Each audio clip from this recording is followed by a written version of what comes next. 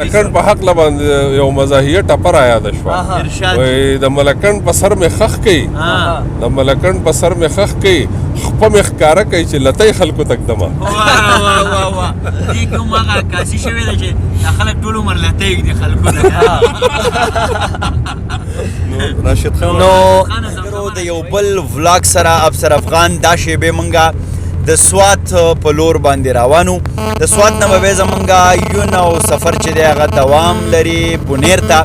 دغه ښکلاګانې به نن ایکسپلور کوو خو په دغه ښکلاګانو کې چې زمونږه کومه لویه ښکلا ده هغه دا ده چې مونږ اکثر سفر یې زه یم او راشد خان راشدي نو تاسو یقین وکئ چې بس دغه راشد دی او زه یم نور هېڅ هم نشته دی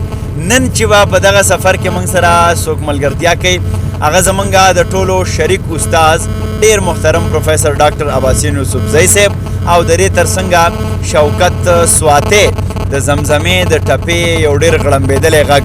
دغه سفر نه به خوندلو په لاره باندې به خبرې اترې ټوکې ټقالې سندرې زمزمې دغه هر څه هم شریکېږي د وطن ښکلاګانې به در سره هم شریکو او بیا په تیره کم روایتي توکې راځي نو هغه به در سره هم شریکو لومبی به موږ خبرې اترې کوو د ډېر محترم پروفیسر ډاکټر عباسین صاحب سره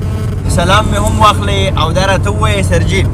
چې تاسو د پښتون وطن چې دی نو خپه په خپه وکتو کله یو ځای ته مشاعره کله بل ځای ته مشاعره اوس چېرته روان یې او په دې سفر کې به څه کېږي اول خو وعلیکم السلام خوشحاله شي او اوس روان یو سوات ته او د سوات نه بیا اراده ده بونیر ته ځکه چې هلته بونیر په یونیورسټۍ کې مشاعره ده جی خبره داسې ده چې کلي په کلي ګرځېدل او د خلکو ته ځان رسول چې دی هغه پښتو کې وایي پښتون د پښتنې دی نو موږ خپلو عزیزانو ته د پښتونخوا ګوټ ته ځان رسول غواړو او د دې مقصد دا دی چې موږ هغه خلک چې کوم په پښتو مین دي چې هغه موږ ووینو او هغوی موږ وویني او د یو بل سره هغه جذبې هغه خیالونه شریک کو کم چې موږ د خپل ژبې خپل قام او خپل کلتور دپاره لرو نو زه ګڼم چې موږ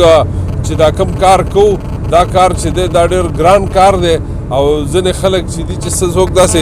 ناشنا کار کوي نو خلک وایي دا لیوني دي نو دا وزګار خیل دی او لیوني دی او ځان ستړی کوي حقیقت دا د افغان صاحب چې دا ټول خلک چې دي دا لیوني دي او د خدای فضل دی موږ پکې لږ روغ یو د هغې وجه دا ده چې موږ ته اندازه شته چې د ځان نه علاوه نوره دنیا هم شته خپل قام خپلې ژبې خپل وطن له هم څه کول غواړي ډېره لویه خبره ده سرجي را سره شوکت سواتی او راشد خان هم ناست دي نو زمزمه خو به اورو که نه بېشکه سمه ده جي ملګرو څنګه چې مې درته ووې دا دوه هغه ښاغلي ځوانان دي څوک چې زموږ دغه ادبي سفر ملګري دي پوهنتون ادبي ستوري کې هم موږ یو ځای کښېنو او د دې ترڅنګه چېرته چې ځونو تاسو وینئ د وطن په دې دشتو کې په دې بانډو کې په دې غرونو کې زمزمې ټپې سندرې د وطن غږ راپورته کوو نو راشد خان او شوکت جانه څه مو راوړي دي او نن به څه قصه کوو ډېر زیاته مننه کوم شوکت سواتی را سره هم ناست دی او ډېر محترم استاد عباسین یوسفزي صاحب را سره هم ناست دی نو د دوی په مخ کې خو زه څه نشم ویلی خو زه به کوشش کوم شوکت به هم ځان سره دا غږ را سره بدرګه کوي نو شوکته زه یوه خبره کوم جی چې ملکند ته نږدې یو نو ما ته ټپه یاده شوه چې د ملکند په غره کې ژاړي سوات په ټپو کې یادوي اوښکې زینه نو استاد محترم عباسین صاحب ته افغان تاسو ته ټولو کتونکو ته مې ډېر په پښتنه مینه سلامونه خو ما ته نن د یو بلې خبرې ډېر احساس وشو یقین وکړه زه ډېر خفه شوم چې ته څومره په سخته ریکارډینګ کې دا ما ته اوس پته ولګېده مونږ چې دا دومره وطن ته ځان رسو نو دا آسان کار دی ډېر ګران کار دی چې راټول ناسې مو دا ریکارډینګ مو شروع کړو ملکند په حق باندې مایک را نږدې کړي د ملکند په حق باندې یو مزاحیه ټپه رایاده شوه وایي د ملکند په سر مې خښ کوي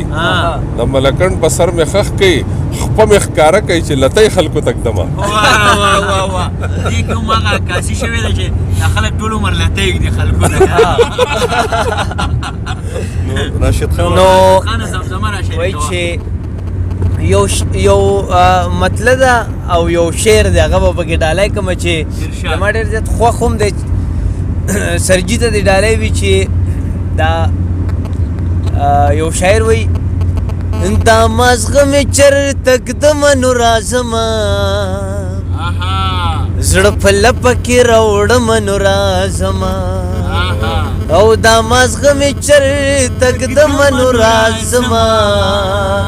زړه په لپه کې راوړمه نو راځمه او زړه په لپه کې راوړمه نو راځمه साकी बांगो शोखो जाम में तैयार केदा साकी बांगो शोखो जाम में तैयार केदा साकी बांगो शोखो जाम में तैयार केदा साकी बांगो शोखो जाम में तैयार केदा सूरका तुलवर जमन राजमा زړه په لپه کې راوړمه نو راځمه دا مازغه مې چرته ږدمه نو راځمه زړه په لپه کې راوړمه نو راځمه او سپرلی موسم دی ملاقات ته بانه جوړه کا سپرلی موسم دی ملاقات ته بانه جوړه کا راشه په چکر جانان سوات ته بانه جوړه کا راشه په چکر جانان سوات ته بانه جوړه کا سپرلی موسم دی ملاقات ته بانه جوړه کا اوس په یو څو ټپې هم کوم شوکت به بس اړو را د څوکې دی ورزو به پیزا او نن خو مې ډیر او ډیر یادېږي یارانو خدای دې ناڅاپه چرته راوله میانا او د دروازې په دې ملنګ شما دیدن بستا کړم خیر به کلی راکوینه د دروازې ملنګ ته وایا الله دې مل شمونګه ورپورې کوونه د دروازې زنځیر شړنګېږي لالیتې که پیریان مې یروینا او د ګل کېدو امید مې نشته جانان په ځمکه د ملتان کرلی یمه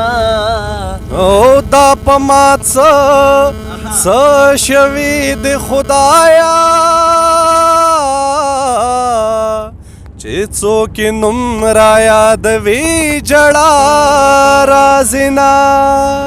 اوس به د بل او بل چا سره ګرځي نو ورته به وایي چې مین در باندې یما سترګې پتلو کې راستنې کا و د بیا راتلو د لاسه راکږنې مرمه او سترګې د خیراته نږدې کا زه پکې ګورم خپل نیمګړي ارمانونه او یو مې اوږی بل مې باهوشو زرګر ټول دې یارۍ ته جوړ کړمه او د تورو سترګو او سترګو جوارګرا نظر دې ښکته که زړګې به وبایلمه او دا نیمه شپه د غلو لګېږي او د لونګین میرمنې وشمېره لړونه ډېره زیاته مننه کوم